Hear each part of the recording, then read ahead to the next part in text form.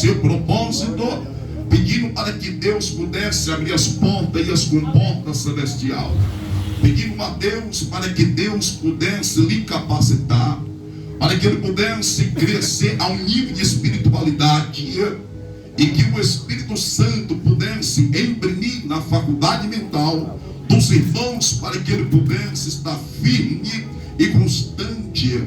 E o Senhor, por certo, aqui tem ouvido a oração do maior apologista de toda a história.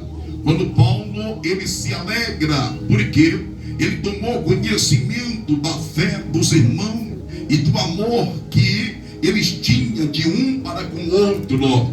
Aqueles irmãos eram os irmãos que infelizmente procuravam dar ênfase à ortodoxia, ou seja, os fundamentos da doutrina do Senhor Jesus Cristo. Nesta igreja não havia possibilidade para que o inimigo encontrasse alguma lacuna, alguma brecha, para querer descaracterizar, para querer invadir a privacidade, porque o Senhor Jesus Cristo tinha brindado majoritariamente de muitos irmãos. Aleluia. E o inimigo não tinha possibilidade para causar contenda, discórdia, maledicência, porque os irmãos estavam crescendo no conhecimento e na graça do Senhor e Salvador Jesus Cristo. A Bíblia deixa bem claro no capítulo 1, no versículo 7 de Colossenses: como aprendeste Epáfra, nosso amado conservo, que para vós é um fiel ministro do Senhor. Paulo está falando sobre o caráter, sobre a conduta, sobre a reputação. Paulo ele está dizendo aqui que Epáfra na verdade era um homem cheio do Espírito Santo. Paulo está dizendo que Epáfra não tinha tempo para falar da vida dos outros.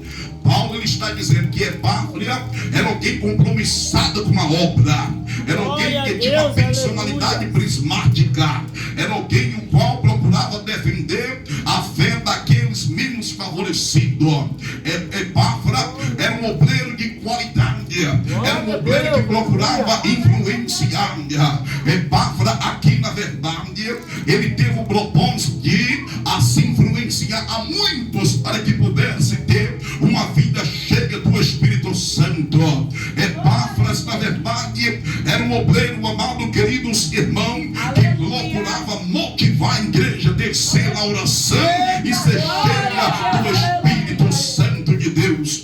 Eu estou sentindo a presença de Deus aqui neste lugar. E portanto, amado, queridos irmãos, quando nós lemos a partir do capítulo 1, no versículo 12, dando graça ao Pai que nos fez idôneo para participar da herança dos santos na luz, Ele nos tirou da potestade das trevas e nos transportou para o reino do Filho do seu amor. Quem pode glorificar o nome do Senhor aqui nessa igreja só glorifica aquele que foi transportado, aleluia, das trevas e que está em Cristo Jesus. Oh, glória, quem está em Cristo Jesus glorifica o nome do Senhor.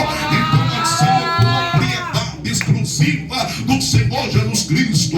Então nós temos a presença indispensável do Deus Todo-Poderoso neste lugar. Quem pode dar glória a Ele, bendito seja o nome do Senhor. Aí no capítulo 1, a partir do versículo 16 em diante, aonde está escrito: porque nele foram criadas todas as coisas, que há nos céus e na terra, visíveis e invisíveis, seja trono, denominação, seja principado, seja potestade, tudo foi criado por ele e para ele. Ele é antes de todas as coisas, e todas as coisas subsistem por ele. Agora você vai dar glória. Ele é o cabeça do corpo da igreja. Você crê que o cabeça está aqui? Glorifica o nome do Senhor. Paulo aqui, debaixo do crivo da revelação, ele começa a trazer esclarecimento aquilo que parecia obscuro, aquilo que parecia confidencial, mas aquele que anda no Espírito espírito, o Senhor começa a desvendar coisas, algo sobrenatural. Isto não é para qualquer um, é para aquele que anda no espírito. A Bíblia vai dizer em 1 Coríntios, no capítulo 2, versículo 14: ora, o homem natural não entende as coisas espirituais, porque não pode discernir espiritualmente, parece loucura. Mas aquele que é espiritual, ele discerne tudo e não é discernido por ninguém. É por isso que Paulo não se limita a declarar sobre verdade absoluta. Quando ele disse que Jesus é antes de todas as coisas, ele está dizendo que Jesus possui os atributos da sua divindade. Ele está dizendo que Jesus é onisciente, é onipotente, é onipresente, e ele está no meio de nós aqui. Quem pode glorificar?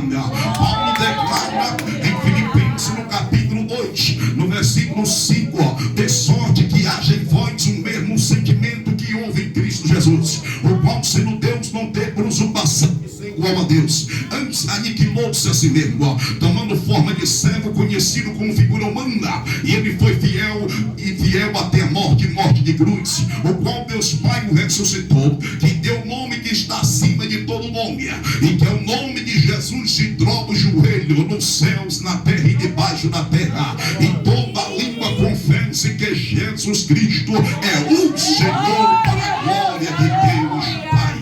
Quem crê que Jesus é o Senhor, glorifica a Ele. Paulo está declarando que Jesus abriu mão das prerrogativas da sua glória, não da sua divindade.